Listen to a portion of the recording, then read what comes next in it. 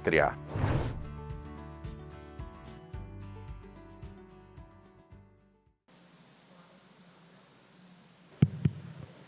Desafio abraçado? Amém, irmãos? Muito bem. Eu louvo a Deus por aquilo que Deus já tem feito em nossa igreja. Eu tenho conversado ao longo dessa semana, desde que nós iniciamos essa nossa jornada de 40 dias de jejum e oração, eu tenho conversado com alguns irmãos em particular e eu tenho visto esse comprometimento, essa expectativa de estando mais perto de Deus, disciplinando mais a vida devocional, ver Deus operando não só na vida particular de cada um, mas no contexto da nossa igreja. A jornada de 40 dias de jejum e oração tem tudo a ver com o desafio missionário. O desafio que começa onde nós estamos, na nossa casa, entre os nossos familiares, no nosso prédio, na nossa vizinhança, na nossa comunidade, na nossa cidade, se estendendo até os confins da terra. Porque o Deus que nos alcançou e que nos transformou, o Deus que fez habitar em nós o seu Espírito, é o Deus de missões, o Deus que quer que através de nós, todas as pessoas ouçam do Evangelho e tenham a oportunidade de declarar que Jesus Cristo é Senhor, para a glória de Deus o Pai. Então, essa é a nossa caminhada e esse é o nosso compromisso. Agora, nessa jornada, a minha expectativa é que sim, nós vejamos as ondas desse comprometimento espiritual alcançando os confins da terra. Mas as ondas que alcançam os confins da terra, elas têm o seu primeiro impacto onde nós estamos. Então, a minha expectativa é que nos dias que se seguirão, as vidas de cada membro dessa igreja, as organizações, os ministérios a que pertencemos, sejam impactados pela presença gloriosa de Deus em nossas vidas. Amém? Eu quero convidar os irmãos a lermos a palavra de Deus, e nessa manhã nós estaremos meditando a respeito da leitura e do comprometimento com a leitura bíblica. A disposição em ouvirmos Deus através das Escrituras. Nada do que estamos desejando, nada daquilo que o pastor Fabrício nos desafiou enquanto igreja vai acontecer se o crente em particular não estiver comprometido com as Escrituras. Mateus capítulo 22, verso 29.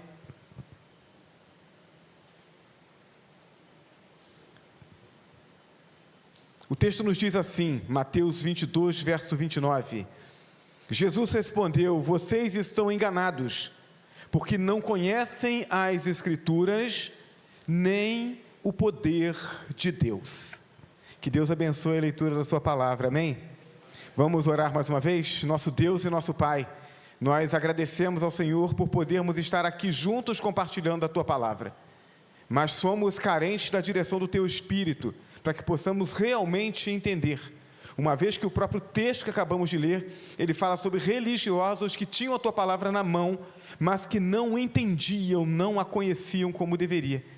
Então não queremos apenas ter a Tua palavra em nossas mãos, queremos tê-la em nossos corações.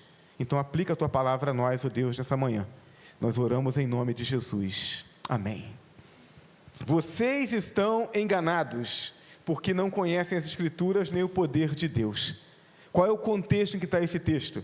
Jesus é questionado por um grupo de religiosos da facção judaica chamada saduceus.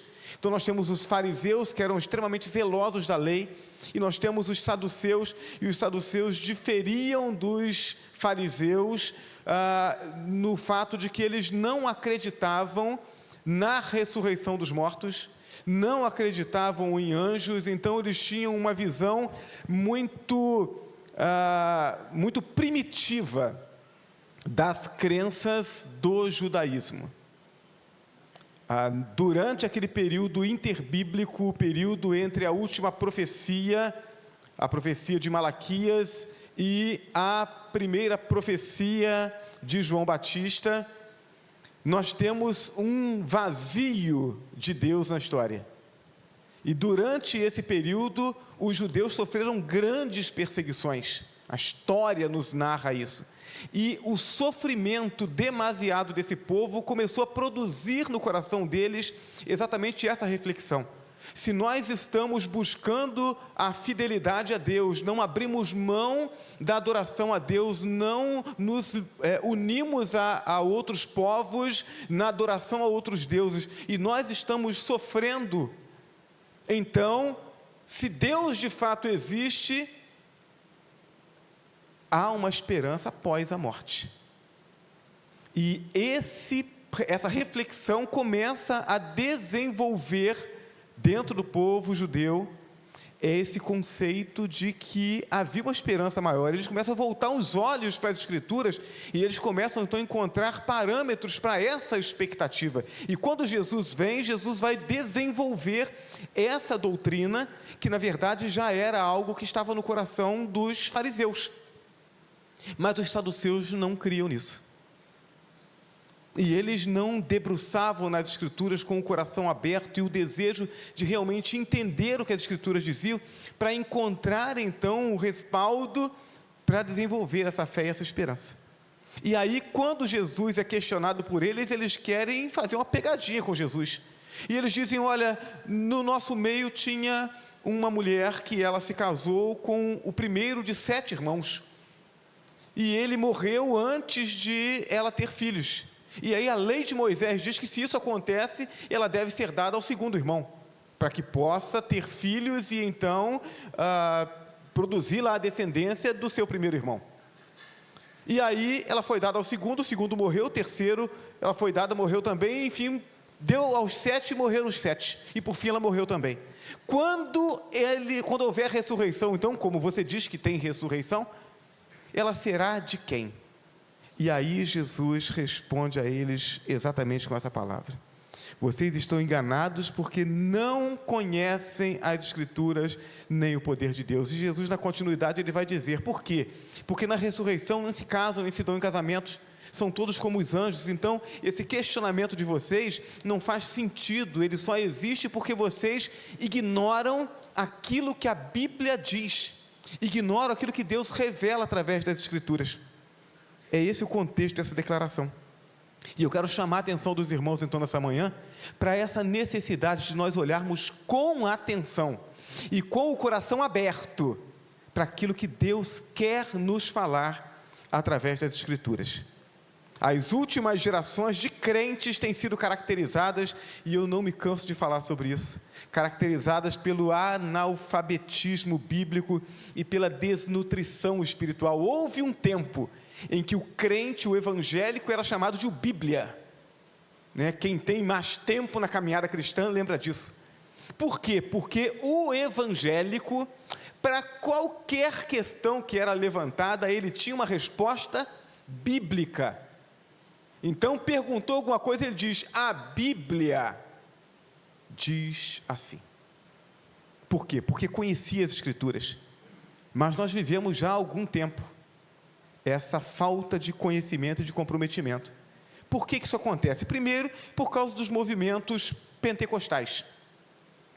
O pentecostalismo, ele traz isso para o meio evangélico.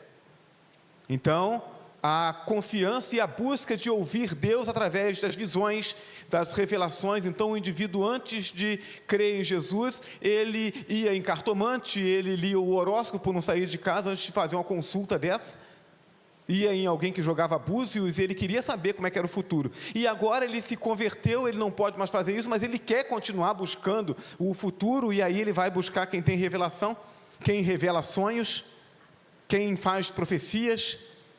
E aí esse movimento vai desviando as pessoas do trabalho, da disciplina de olhar a palavra, de buscar o conhecimento da palavra, de interpretar a palavra pela direção do Espírito Santo, e ele vai buscar alguém que dê isso pronto para ele, né? São os crentes miojo lamen, 2 minutos e pronto, já vem com tempero. O negócio tem que vir pronto, instantâneo. Não dá para ir lá pegar o milho, né, moer, fazer o fubá, preparar, não, tem que ser um negócio instantâneo. Então, a herança do movimento pentecostal nos trouxe isso. Depois veio o movimento neopentecostal, e aí nós vamos ter uma piora nessa situação. Por quê? Porque nós temos o surgimento dos bispos, dos apóstolos, dos patriarcas, né? Agora tem até arcanjos, e o pessoal vai criando os nomes para que, né, tem que ter mais autoridade. E aí, o que marca esse novo momento na história evangélica? A palavra dessas pessoas traz uma nova revelação. Aquilo que você não vai encontrar na Bíblia, você vai encontrar na boca dessas pessoas. Eles trazem a palavra pronta de Deus para esse momento. Deus está revelando algo novo para você. E essas palavras são tidas como verdadeiramente palavras de Deus. Não importa mais o que a Bíblia diz, importa o que o meu líder espiritual está dizendo. O que isso tem produzido? Isso tem produzido um distanciamento da palavra. Crentes buscando o amadurecimento e a libertação dos seus maus hábitos, não através da disciplina espiritual, mas através de uma oração de um desses gurus espirituais.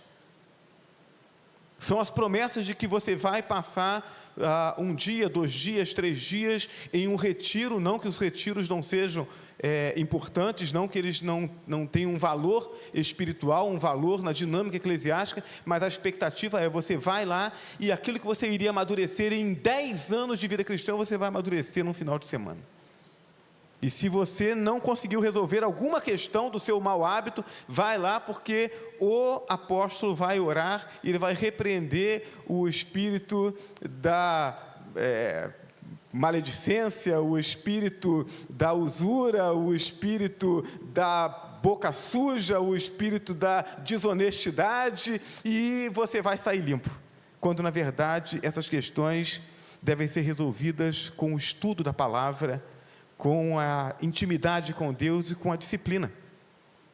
Quando somamos todas essas crenças e esses movimentos, com a preguiça espiritual resultante da rejeição de Deus, que é algo natural do ser humano, e mais o desejo de que as Escrituras referendem aquilo que eu acredito, e não que elas me digam que eu estou errado para que eu possa me corrigir, o que nós encontramos como resultado de tudo isso é a alienação das verdades de Deus que se revelam através da sua palavra.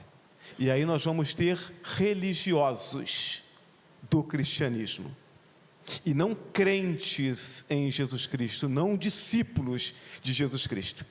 Para muitos, a Bíblia deixou de ser o alimento da alma e o aferidor moral e espiritual. Eu já não busco as Escrituras para identificar a direção de Deus e saber se eu tenho ou não que tomar aquela decisão, ou qual decisão eu devo tomar diante de uma oferta, de uma oportunidade. O que nós precisamos entender, meus irmãos, é que, embora o homem busque criar novos caminhos, mas isso é uma escolha do homem, Deus não muda, e a necessidade espiritual do homem também não muda. Jesus afirmou: vocês estão enganados porque não conhecem as Escrituras. Então, os contemporâneos de Jesus, os religiosos saduceus, falharam por não buscarem ouvir Deus através da sua palavra. Muitos hoje têm falhado no mesmo motivo. Não buscam ouvir Deus através do instrumento pelo qual Deus se dispôs a falar. Deus se dispôs a falar comigo e com você através das Escrituras. Pastor, Deus só fala através das Escrituras? Não. Deus fala através de um cântico que é entoado no culto, mas desde que a letra deste cântico tenha sido baseada nas verdades bíblicas. Se eu cantei alguma coisa que está contrário à Bíblia, está errado. Deus pode falar até através de um sonho, mas aí eu digo: opa, sonhei, eu entendi o que Deus falou comigo, então Deus falou. Não, eu sonhei com uma cobra, pastor, o que é? Tem alguém me traindo? Não, isso é superstição, irmãos. Aí os irmãos trazem às vezes esses sonhos para mim, eu digo assim: eu não sou guru. Então, a base para que eu entenda que Deus está me falando das mais diversas formas, pelos mais diversos instrumentos, é a Bíblia. Eu preciso, portanto, conhecer a Bíblia. Quem se dispõe a ouvir Deus, expressa desejo de comunhão. Eu quero ouvir Deus, então eu estou mostrando que eu quero ter comunhão com Deus. A comunhão revela a superioridade do cristianismo. As demais religiões propõem adoração a esse ou aquele Deus. O cristianismo propõe comunhão, relacionamento com Deus. Cultuamos e servimos a um Deus vivo, que se apresenta por meio de uma palavra viva, que nos orienta e nos transforma por meio desta palavra. Hebreus 4, verso 12 diz: pois a palavra de Deus é viva e eficaz, e mais afiada que qualquer espada de 2 gumes. Ela penetra ao ponto de dividir alma e espírito, juntas e medulas, e julga os pensamentos e intenções do coração. É isso que nós encontramos quando abrimos esse livro e lemos. Ter comunhão com Deus é ter prazer na sua palavra. O Salmo de número 1, através dele o salmista diz que é bem-aventurado aquele que tem prazer na lei do Senhor, e na sua lei medita de dia e de noite. Você tem tido prazer na lei do Senhor? Você tem tido prazer em buscar o entendimento dos ensinos bíblicos? Esse momento de leitura bíblica e meditação, ele tem sido agradável ou ele tem sido uma luta, ele tem sido insuportável? Eu quero ouvir outra coisa. Comunhão é compartilhar de coisas em comum. Deus nos chama a comunhão com Ele, comungar com Ele nos seus sentimentos, nos seus desejos, nos seus propósitos. O homem por si mesmo não tem nada em comum com Deus. O homem pecador, ele deseja o que é contrário à vontade de Deus. É a palavra de Deus que promove a comunhão, ainda que haja dor, porque quando a gente lê, ela revela o que está errado em nós, mas na medida em que lemos e abrimos nosso coração para Deus, o que a Bíblia faz é, ao mesmo tempo que ela revela o mal, ela aponta a direção para o bem, transforma o mal em bem, a divergência em convergência, a dissensão em comunhão. É através da palavra que eu encontro paz no relacionamento com Deus. Deus nos chama à comunhão, e a partir dela, as demais coisas. Primeiro a comunhão com Deus, para que as demais coisas possam se ajustar. Se Deus quer ter comunhão conosco, precisamos desejar essa comunhão também, e essa comunhão acontecerá a partir do conhecimento da palavra de Deus. A oração é uma bênção, mas a oração sem o conhecimento da Bíblia, ela vai me levar com sinceridade e fervor por caminhos que não são os de Deus. Eu preciso conhecer a palavra de Deus. Antes de querer falar com Deus, eu preciso querer ouvir Deus, para que Ele me conduza. Segundo, quem se dispõe a ouvir Deus, expressa sentimento de submissão. Eu quero estar com Deus, eu quero ter comunhão com Deus, porque Deus é meu Senhor, eu quero conhecê-lo, eu quero fazer a vontade dEle. Eu não quero conhecer Deus para que Deus faça a minha vontade, porque eu não estou buscando um servo espiritual. Eu estou buscando um Senhor, o Senhor da minha vida. Ao examinarmos a palavra de Deus, ela nos revela um Deus que é Senhor, que tem propósitos específicos para a vida, tanto presente quanto futura. Um Deus que age na vida dos seus e que espera ações que revelem a submissão. Então entenda, Deus não nos chamou porque precisa de nós, Ele nos chamou porque nós precisamos dEle. Deus não nos chamou para nós separarmos um dia da semana para devotarmos a Ele, virmos à igreja, ao templo e ouvirmos um sermão e cantarmos uns cânticos. Deus nos chamou para que nós façamos parte da família dEle e, abraçando o propósito dEle para a salvação da humanidade, possamos servi-lo com os dons que Ele mesmo nos concede. Então Deus espera algo de mim e de você. Eu já sei o que Deus espera de mim. Você já sabe o que Deus espera de você, para que você coloque isso em prática? João capítulo 15, verso 14, Jesus diz assim aos seus discípulos: vocês serão meus amigos se fizerem o que eu lhes ordeno. Então tem uma condição. A condição é a obediência, é o serviço. Ao olharmos para as nossas igrejas, encontramos sem dificuldades muitos crentes que buscam um Deus submisso. Um Deus para fazer a vontade deles, não para que eles se ajustem à vontade de Deus. Até tem vida de oração, mas é como eu falei anteriormente, se a minha oração não está ajustada àquilo que a Bíblia me ensina, eu posso me tornar um religioso fervoroso, mas caminhando na direção errada. Então as pessoas às vezes têm vida de oração, mas a oração nem é respondida.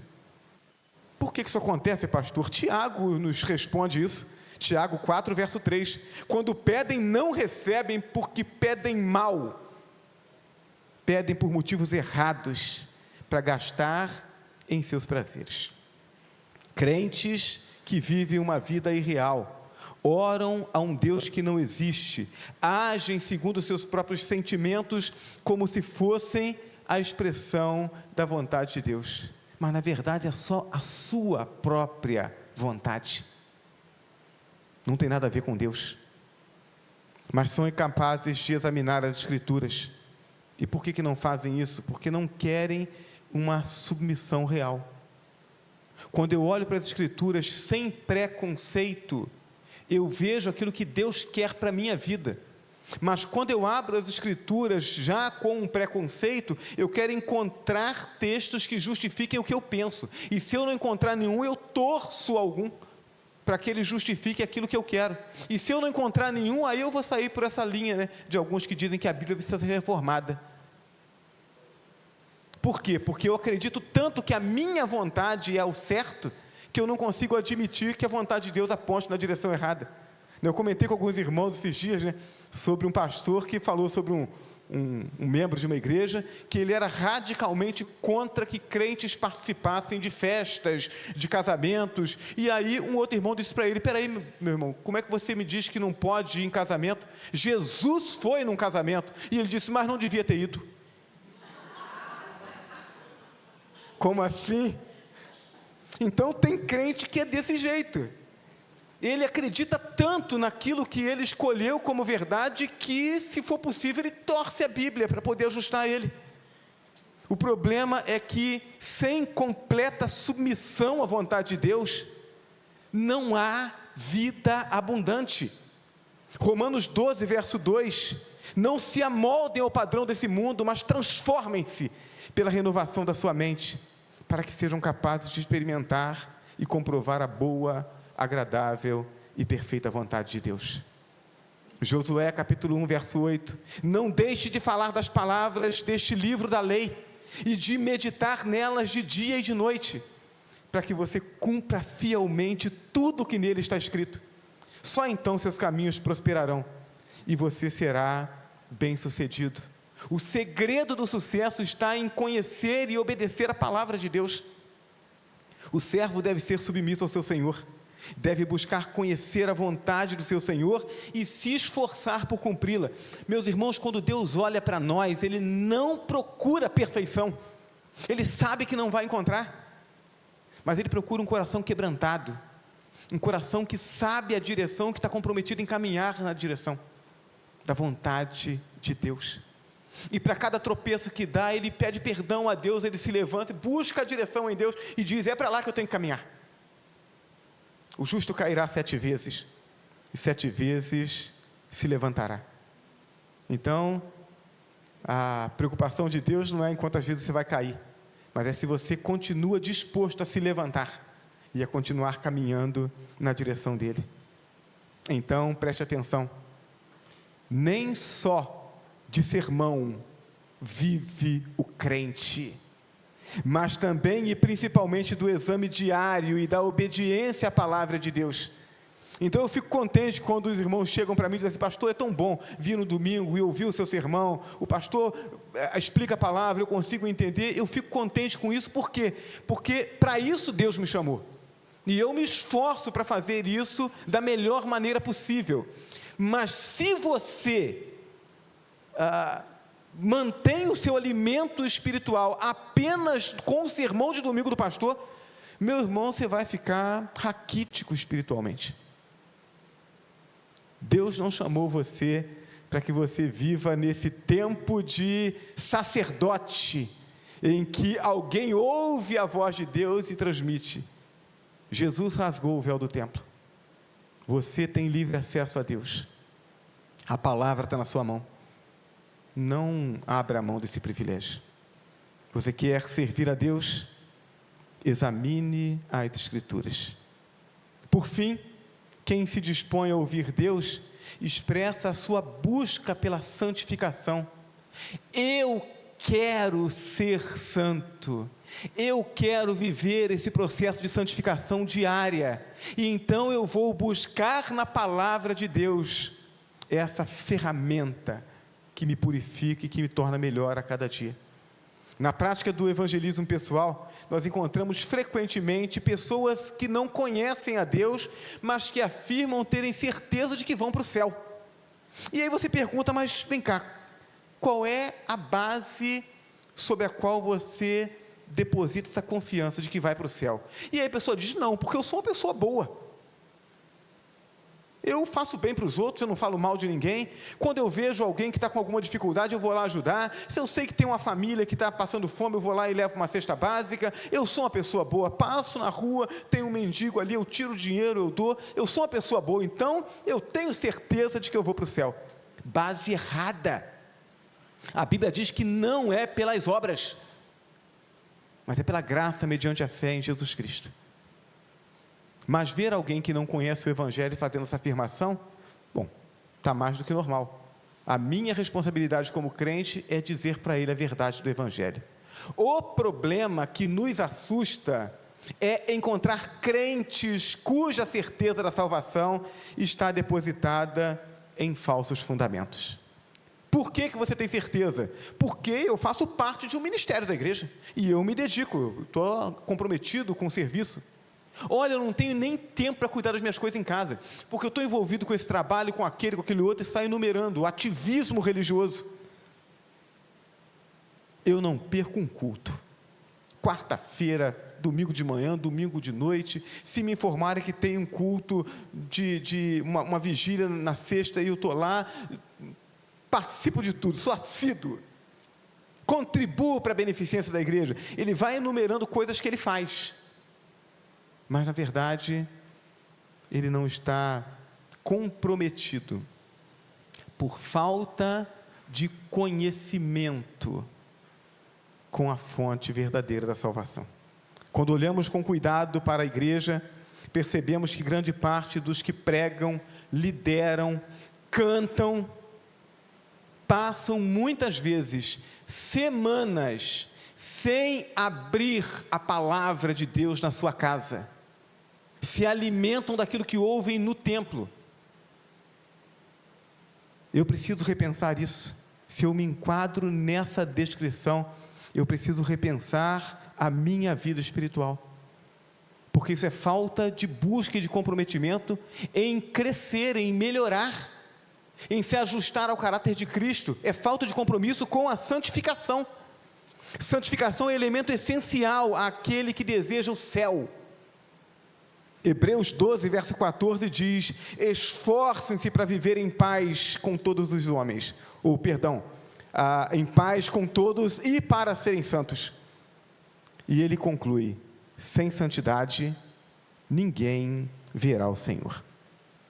O trabalho, a oração, o louvor, a beneficência e tantas outras coisas que nós fazemos na vida cristã, eu preciso entender que isso precisa ser um reflexo do meu compromisso com Deus e da minha vida em constante santificação.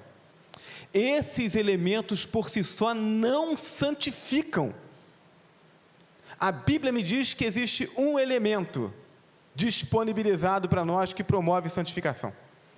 João 17, verso 17, Jesus diz: santifica-os na verdade, a tua palavra é a verdade. É a palavra de Deus que revela o que está errado em mim e me motiva a remover aquilo. É a palavra de Deus que revela o que precisa estar em mim e ainda não está, e me motiva e me ferramenta para que eu possa colocá-lo. É pelo contato, portanto, com a palavra de Deus, que do mesmo jeito que o fogo purifica o ouro, ela nos purifica nos molda, nos orienta e nos torna mais santos a cada dia. Nada substitui a leitura e a meditação diária na palavra de Deus. Você quer santificar sua vida? Precisa ler a Bíblia. Deus poderia ter criado inúmeros outros meios para alcançar o seu povo, mas aprove a Deus desenvolver a comunhão e manifestar a sua vontade e promover a santificação através da sua palavra.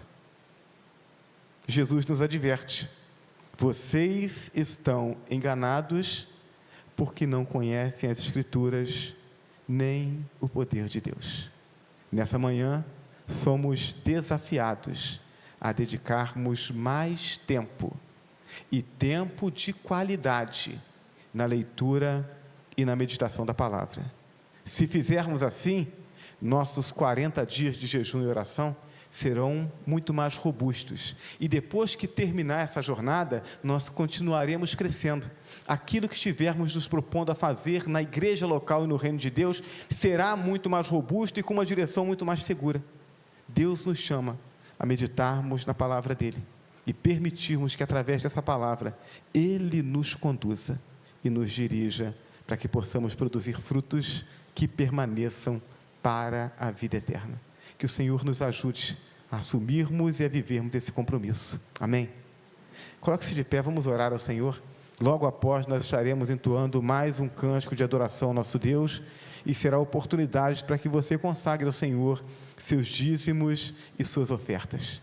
Deus Todo-Poderoso que está nos céus, reconhecemos, Senhor Deus, a nossa dificuldade de nos concentrarmos, de nos disciplinarmos, e essa facilidade de dispersarmos, de distrairmos, de voltarmos nossa atenção para outras coisas que às vezes ocupam esse tempo que deveria ser dedicado à meditação da Tua Palavra.